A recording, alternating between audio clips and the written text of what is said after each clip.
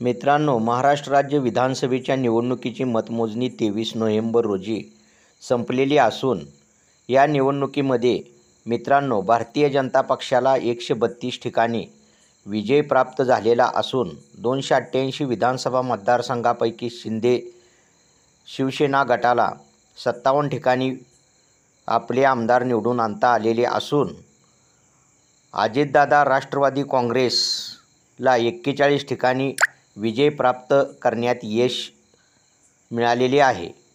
त्यामुळे मित्रांनो 288 विधानसभा मतदारसंघापैकी 230 ठिकाणी महायुतीला घवघवीत यश प्राप्त झालेले असून मित्रांनो सर्वाधिक जास्त आमदार हे भारतीय जनता पक्षाचे 132 ठिकाणी निवडून आलेले आहेत।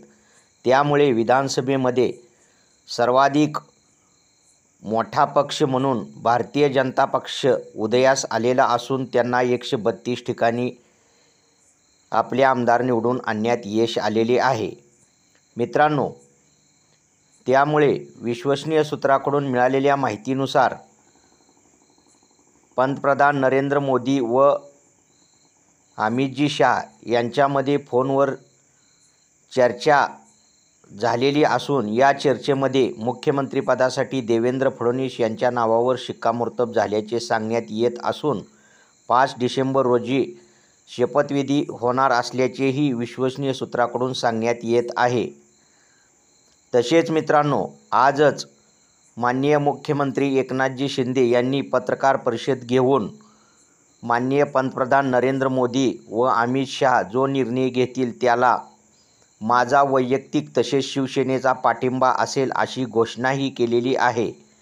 तसेच मित्रांनो भारतीय जनता पक्ष जो निर्णय घेईल त्यालाही माझा वैयक्तिक व शिंदे शिवसेना गटाचा पाठिंबा राहील असेही जाहीर केलेले आहे।